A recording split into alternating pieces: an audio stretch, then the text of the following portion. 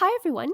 Today I'm sharing a process video for another spread that I made for Citrus Twist's National Scrapbook Day Challenges. This was back at the beginning of May. And specifically, I'm making a page in my Me, Myself, and I hashtag Self-Love Project 2021 Traveler's Notebook, and I'm working on the prompt number 17 from Heba's list, and that's favorite color. I'm going to be working across from this other spread that I created also for Citrus Twist's National Scrapbook Day Challenges. This was documenting my favorite TV shows, and I do have a process video for that I uploaded last week, so I'll leave a link down in the description box below if you're interested in checking that out. The prompt for the spread that I'm currently working on is embellishment cluster, and I decided to make my whole page basically an embellishment cluster. So I pulled out all of my Citrus Twist ephemera bits. I have some digital printables, as well as some of the little bits that Trina always includes in our packages that I've collected over the years. I think most of these are either from the Tickets and Tags die cut ephemera pack, the Florals die cut ephemera pack, or the Best Parts digital collection. So as I'm looking back on this video, I can't really tell you honestly what was going through my mind as I was making this embellishment cluster, just that I knew that I wanted to include as many blue things as possible and that I wanted to make it all attached so that it's all just one embellishment cluster all over the page. From the beginning, I did start out with putting down that large dark blue ticket stub, as well as that piece that says XOXO first, because those are the largest pieces, and I knew that I wanted to put those in the center and kind of work my way outwards, moving to smaller embellishment pieces going outwards. And generally that is how I like to build my embellishment clusters, is the larger things tend to go in the middle, and then I have smaller things going outwards. Usually like the smallest things would end up being like enamel dots, or kind of like puffy stickers, just like tiny ones. Or sequins work great as well if you have sequins. So that's my first tip for making embellishment clusters, is to start with the larger elements first and then work your way outwards towards smaller elements. So you'll notice that I also did add my title there, just in some alphabet stickers. I didn't have any blue alphabets from Citrus Twist, so I used some from a past Cocoa Daisy planner kit, and I just spelt out the words fave color.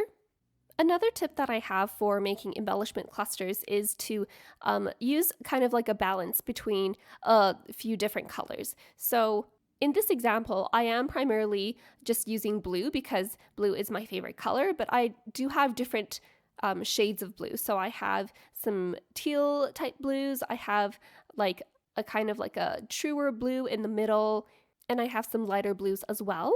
And when I'm making embellishment clusters, I like to make sure that these shades of colors are evenly distributed throughout my embellishment cluster. So other than that true blue ticket, that's my main focal point where my title is, I have darker teals both on the top and the bottom of my embellishment cluster, and then I've distributed the lighter blue colors on both sides as well.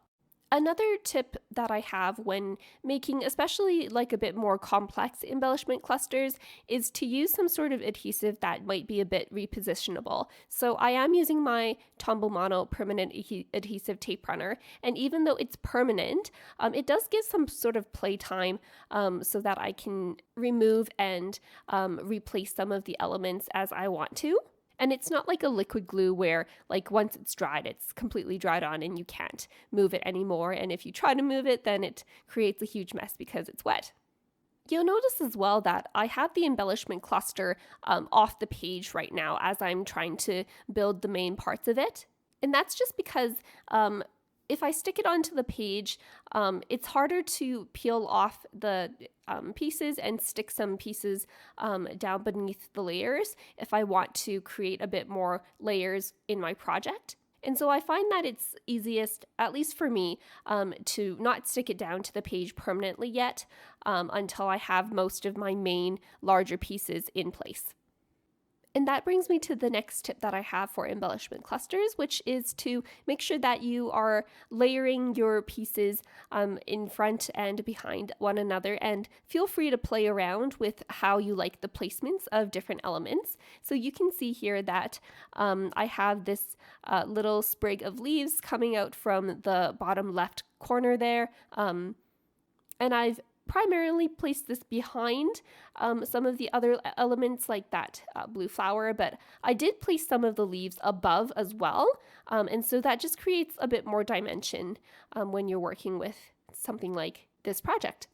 So now that I have the main center part of my embellishment cluster formed, I'm just going to be attaching it to my page now. So I'm using a combination of the Tombow Mono permanent adhesive tape runner as well as my Zig two-way glue pen, just to add glue to some of those finer, smaller details. And now we're moving on to my next tip for making embellishment clusters, and that's to include a variety of different finishes and textures. So here I'm pulling out some puffy heart stickers from Citrus Twist, just looking for colors that coordinate with the pieces that I already have down on my page. And I'm also pulling out my collection of glitter enamel dots from Cocoa Daisy. Again, just picking colors that match with the ones already on this page. And that just provides a bit more layers of dimension and complexity to your project. If you like, you can also use some 3D foam tape or like foam adhesive to attach some of your elements to create a bit more dimension on your page. But because my traveler's notebook is already getting so thick, I decided I really couldn't afford to add even the tiniest bit more bulk on my page, so I just left it as being flat. And that pretty much finishes up my project. I hope you enjoyed that video and enjoyed the tips that I gave for forming embellishment clusters. If you have any questions, feel free to leave them in the comments down below.